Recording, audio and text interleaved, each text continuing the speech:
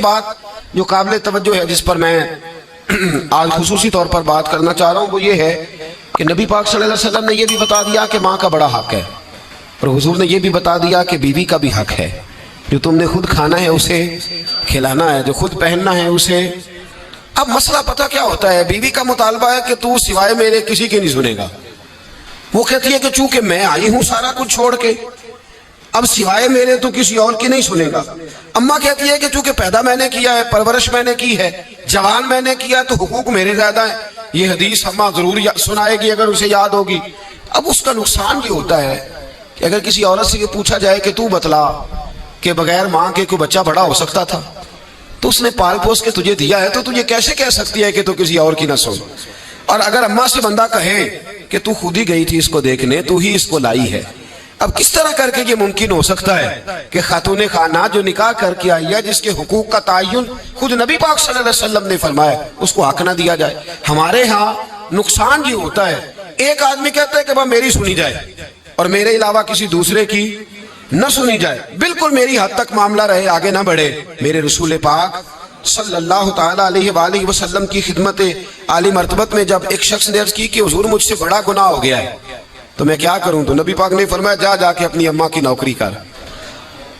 ایک کوئی ایسا گناہ اس صحابی سے ہو گیا تھا جو دور جاہلیت کا تھا، شارحین نے لکھا ہے، اب وہ جن کے حقوق ضائع کیے تھے وہ مل نہیں رہے تھے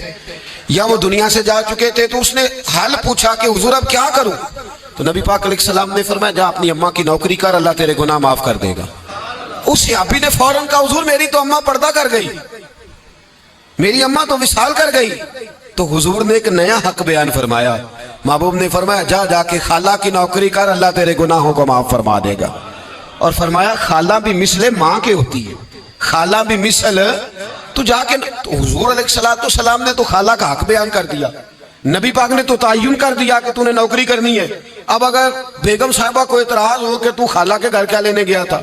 تو ادھر کیوں گیا تھا، تو یہ اس کا اعتراض اس لیے درست نہیں ہے کہ اس حق کو رسول پاک نے بیان فرما دیا ہے، نبی پاک صلی اللہ علیہ وسلم نے اس کا ذکر فرما دیا۔ میرے رسول پاک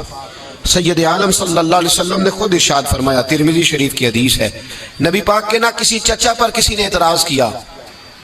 تو جو ہے میری بات پر، اب یہاں وضاحت نہیں ہے کہ وہ مسلمانوں میں سے تھے یا غیر مسلموں سے تھے، لیکن کسی نے حضور کے کسی چچا پر، ہمارا پتہ کیا حال ہے، چاچا تو بڑا دشمن ہوتا ہے نا، تو اس پر تو اعتراض کرے تو ٹھنڈ پڑتی ہے معاذ اللہ،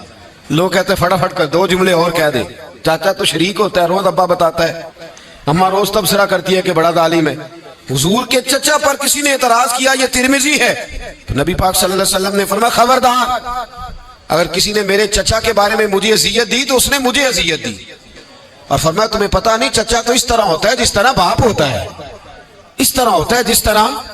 اب چچا کے حق کا تعین کس نے کر دیا؟ نبی پاک صلی اللہ علیہ وسلم نے۔ اب اگر کوئی شخص اس پر یہ شکوہ کرے کہ یہ تو ایک اور حق آ گیا تو کدھر جائیں گے، تو نبی پاک نے چچاؤں کے حقوق بیان کیے، خالاؤں کے حقوق بیان کیے۔